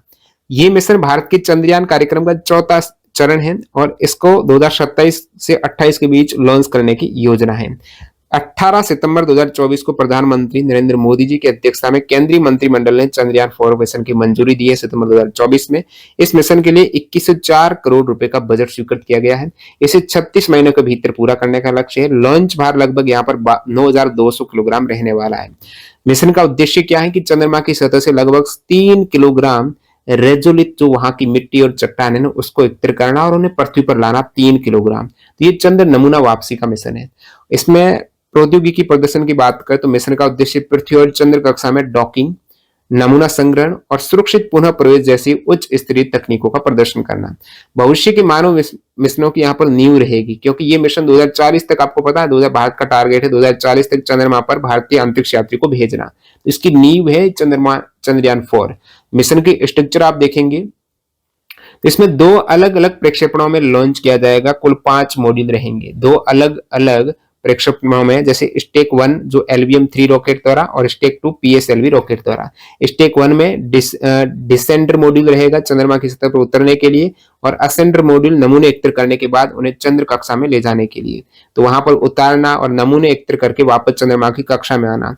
और स्टेक 2 में प्रोपल्सन मॉड्यूल जो ऑलरेडी है उस कक्षा में, चंद्र कक्षा में मॉड्यूल को स्थानांतरित करने के लिए, ट्रांसफर मॉड्यूल नमूनों को पुनः प्रवेश मॉड्यूल में स्थानांतरित करने के लिए, री एंट्री मॉड्यूल नमूनों को पृथ्वी पर सुरक्षित रूप से लाने के लिए।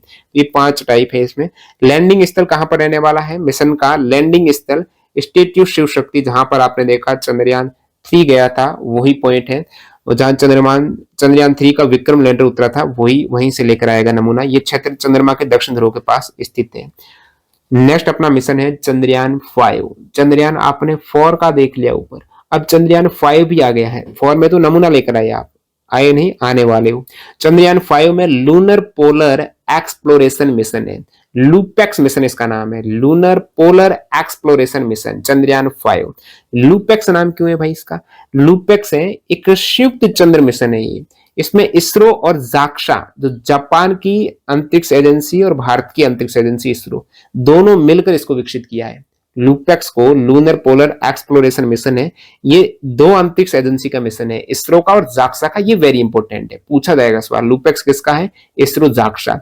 चंद्रयान 5 कहा गया है, लॉन्च से 2028-29 में प्रस्तावित है। ये भी चंद्रमा के दक्षिण ध्रुव पर उतरकर पानी की उपस्थिति और गुणवत्ता का अध्ययन करेगा। अब ये चंद्रमा के दक्षिण ध्रुव पर जाकर वहां पर पानी की उपस्थिति का अध्ययन करेगा। नमूना कौन लेकर आ रहा है? चंद्रयान 4 में, लेकिन ये पानी की उपस्थिति 5 में हो रही है पता। प्रमुख उद्देश्य दक्षिण ध्रुवीय क्षेत्र में स्थायी रूप से छाया युक्त क्षेत्रों की खोज करना, जहां पर छाया हो, पानी की मात्रा और स्वरूप का पता लगाना, चंद्रमा की सतह पर वैज्ञानिक प्रयोग करना। ठीक है, भविष्य के मानव युक्त चंद्र मिशन के लिए जो 2040 तक टारगेट है उसके लिए भी डाटा एकत्र करना। लैंडर देखिए यहां पर मैं बोल रहा हूं इसरो और जाक्सा दोनों मिलकर इसको विकसित कर रहे हैं। तो जाक्सा क्या कर रहा है, इसरो क्या कर रहा है? लैंडर निर्माता जो लैंड करने वाला है ना वहां पर साउथ पोल पर, वो तो इसरो कराएगा लैंडर का निर्माण। लॉन्च व्हीकल H3 रॉकेट का निर्माण जाक्सा का है। रोवर ये दोनों मिलकर है, लैंडर इसरो, रोवर दोनों मिलकर, लेकिन लॉन्च व्हीकल है वो जापान की रहने वाली है। तकनीकी जानकारी, कुल लॉन्च द्रव्यमान लगभग 6200 किलोग्राम इसका रहेगा लूपेक्स का। पेलोड द्रव्यमान, जो उपकरण उसके साथ जाने वाले हैं लैंडर और रोवर सहित, लगभग 400 किलोग्राम। 6 महीने की अवधि है। लॉन्च कहां से होगा? जापान से, क्योंकि यहां पर जापानी व्हीकल से इसको लॉन्च किया जा रहा है H3 रॉकेट से। तो ये तनगा सीमा स्पेस सेंटर से लॉन्च होगा। ये mission Chandrayaan 4 sample return mission के बाद शुरू किया जाएगा। अब ये पहली बार है जब भारत और जापान दोनों मिलकर दक्षिण ध्रुव पर उतरने का प्रयास कर रहे हैं। मंगलयान 2 की बात करते हैं, मार्स और लैंडर मिशन 2। इससे पहले आपने देखा मॉम मार्स ऑर्बिटर मिशन था मंगलयान, और अब मंगलयान 2 में मार्स लैंडर मिशन है, MLM इसका नाम है। ये भी इसरो का प्रस्तावित दूसरा मंगल मिशन 2026 में लॉन्च करने की इसकी योजना है। इस मिशन का उद्देश्य मंगल ग्रह की सतह पर एक लैंडर, रोवर और एक हेलीकॉप्टर को उतारना है। सतह पर उतारने की योजना कर दी, लैंडिंग की योजना कर दी। इससे पहले वो ऑर्बिटर कक्षा में स्थापित किया था मंगल, पहली बार जो प्रथम अटेम्प्ट में कर दिया। इधर ये वहां पर जाकर लैंडिंग करेंगे, लैंडर, रोवर और हेलीकॉप्टर वहां पर जाने वाला है। मिशन का अवलोकन कर रहे हैं अपन। तो ये मार्स लैंडर मिशन इसलिए इसका नाम है। लॉन्च वाहन इसका LVM-3 है, वजन लगभग 4500 किलोग्राम रहने वाला है। इसमें 2 स्टेज रहेगी, क्रूज स्टेज पृथ्वी से मंगल तक की यात्रा के लिए, डिसेंट स्टेज मंगल की सतह पर लैंडिंग के लिए। लैंडिंग रणनीति, मंगलयान 2 एक डायरेक्ट एंट्री रणनीति अपनाएगा, जिसमें डिसेंट स्टेज जो सतह पर लैंडिंग के लिए है सीधे मंगल के वातावरण में प्रवेश करेगी बिना पहले उसकी कक्षा में प्रवेश किए। मिशन के घटक क्या है? लैंडर, रोवर और हेलीकॉप्टर, तीन चीजें। लैंडिंग करने के लिए रोवर वहां पर चलकर अध्ययन करेगा, हेलीकॉप्टर मंगल के पतले वातावरण में उड़ान भरने के लिए जो नासा के, तो हेलीकॉप्टर भी वहां पर लैंडिंग, वहां पर उड़ान भरने के लिए रहने वाला है, जिस प्रकार नासा का इंजेन्युटी हेलीकॉप्टर है। भारतीय अंतरिक्ष स्टेशन, अब भारतीय अंतरिक्ष स्टेशन ऊपर ही आपने मैंने 2047 की स्पेस घोषणाओं के बारे में बताया था, तो 2035 तक का भारत का टारगेट है अंतरिक्ष स्टेशन विकसित करने का, दो फेजेज में, 2028 और 2035, ये दो आपको याद रखना है। लॉन्च योजना, पहला मॉड्यूल 2028 में लॉन्च किया जाएगा और पूरा स्टेशन 2035 तक पूर्ण होगा। तो ये भारतीय अंतरिक्ष स्टेशन BAS इसको कह सकते हैं, इसरो द्वारा विकसित किया जाएगा। इस स्टेशन का उद्देश्य पृथ्वी की निचली कक्षा में एक स्थायी मानव युक्त अंतरिक्ष स्टेशन स्थापित करना, जो वैज्ञानिक अनुसंधान और अंतरिक्ष प्रौद्योगिकी में भारत की क्षमताओं को बढ़ाएगा। अंतरिक्ष स्टेशन जहां पर अंतरिक्ष यात्री रहते हैं। लॉन्च योजना यहाँ पर आपको बता दी है। आकार और वजन, स्टेशन का कुल वजन लगभग 52 टन होगा और ये 400 से 450 किमी की ऊंचाई पर पृथ्वी की परिक्रमा करेगा। मॉड्यूल संरचना में यहाँ पर स्टेशन में 5 मॉड्यूल होंगे, बेस, कोर, साइंस लैब और कॉमन वर्किंग मॉड्यूल। क्रू क्षमता लगभग स्टेशन में 3 से 4 अंतरिक्ष यात्री 3 से 6 महीने तक रह सकेंगे वहां पर। लॉन्च व्हीकल है LVM-3 और भविष्य के next generation launch vehicle NGLV का उपयोग किया जाएगा। वैज्ञानिक और तकनीकी उद्देश्य देखते हैं यहाँ पर भारतीय अंतरिक्ष स्टेशन की। माइक्रोग्रेविटी अनुसंधान, स्टेशन में सूक्ष्म गुरुत्वाकर्षण में जैविक, भौतिक और सामग्री विज्ञान से संबंधित प्रयोग किए जाएंगे। डॉकिंग तकनीक, यहाँ पर इसरो ने यहाँ पर स्पाडेक्स स्पेस डॉकिंग एक्सपेरिमेंट के तहत 2 उपग्रह की सफल डॉकिंग करके इस तकनीकी में प्रगति की है। ऑलरेडी यहाँ पर भारत ने डॉकिंग कराई है, स्पेडेक्स ये उपग्रह भेजकर। डॉकिंग यानी कनेक्ट करना उपग्रहों को आपस में, दो उपग्रहों को आपस में कम्युनिकेट करने के लिए जोड़ देना, जो स्टेशन के मॉड्यूल्स को जोड़ने में सहायक होगी। अंतरराष्ट्रीय सहयोग, इसरो ने यूरोपीय अंतरिक्ष एजेंसी के साथ मानव अंतरिक्ष अन्वेषण में सहयोग के लिए समझौता किया है। तो ESA के साथ समझौता है, जिसमें BAS में यूरोपीय अंतरिक्ष यात्रियों की भागीदारी संभव होगी, यूरोपीय अंतरिक्ष यात्री भी आ पाएंगे। वैश्विक सहयोग, यहाँ पर अमेरिका की कंपनी है वास्ट, तो वास्ट ने इसरो के साथ सहयोग की इच्छा जताई, जिससे भारतीय वैज्ञानिकों को 2026 में लॉन्च होने वाले उनके, देखिए वास्ट का हेवन-1 स्टेशन तक पहुंच मिल सकती है। भविष्य की योजनाएं, चंद्रमा पर मानव मिशन, भारत का लक्ष्य 2040 तक चंद्रमा पर भारतीय अंतरिक्ष यात्री को भेजना है। अब यहाँ पर यह आपका अंतिम है एस्ट्रोसैट 2।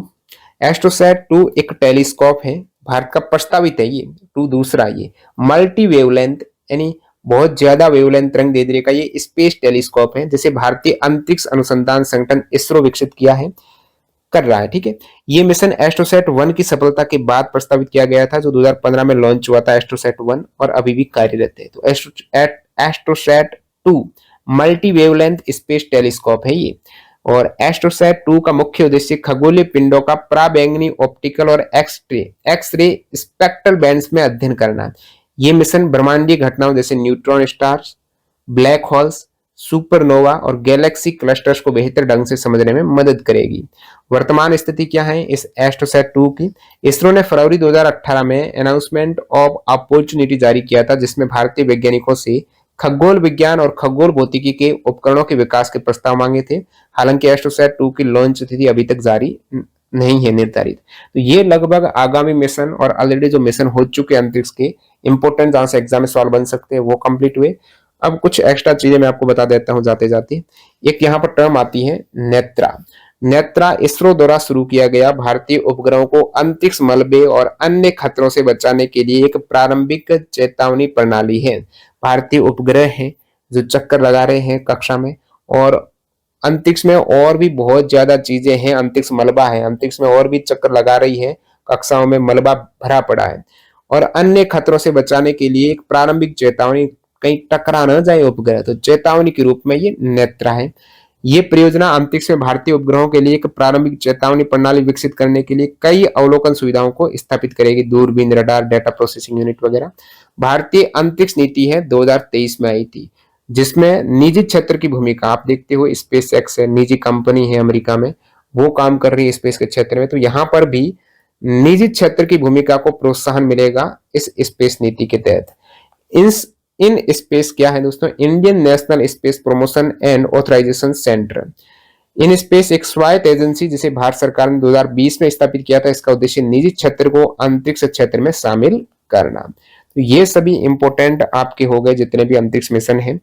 और नेक्स्ट वीडियो रहेगा जिसमें अपन बात करेंगे इससे पहले एनटीपीसी में जो भी उपग्रह से सवाल पूछा गया है और लेटेस्ट उपग्रह की जो लॉन्चिंग हो रखी है 2025 में, 2024 में, 2023 में, तीनों ही इंपॉर्टेंट है। साथ में 2021 एनटीपीसी में पूछे गए जितने भी उपग्रह हैं वो आपको बताऊंगा। और उस वीडियो में एक और चीज रहने वाली है, जो भी केंद्र है अंतरिक्ष अनुसंधान से संबंधित भारत में संस्थाएं हैं, केंद्र हैं, वो कहां पर हैं और उनके बारे में जो सवाल पूछे गए हैं वो रहेगा। तो ये नेक्स्ट वीडियो में, 2 वीडियोज में अपन कंप्लीट कर देंगे ये जितने भी अंतरिक्ष प्रोग्राम से संबंधित सवाल आते हैं, क्योंकि आपके सिलेबस में मेंशन है न्यूक्लियर और अंतरिक्ष का, वहां से ही सवाल आएंगे, फिक्स सवाल रहते हैं। और इस छोटे से वीडियो में या फिर किस प्रकार आप कम समय में इसको कवर कर पाएंगे ये मैं कोशिश करूंगा। बेहतर कंटेंट से सवाल आए तो इनसे बाहर ना जाए। चैनल को सब्सक्राइब कर देना। इंपोर्टेंट ई बुक के लिए हमारी वेबसाइट या फिर आप ऐप इंस्टॉल कर सकते हो टॉप ट्रेंडिंग जीके, जहां पर अब तक जितने भी रेलवे एग्जाम हुए 2024 में 25 में उनके जीके जीएस एक्स्ट्रा फैक्ट सहित आपको मिल जाएंगे। बाकी आपकी कैसी तैयारी चल रही है कमेंट सेक्शन में बताना, मॉक वगैरह में कितना स्कोर हो रहा है। मिलते हैं नए वीडियो में, धन्यवाद।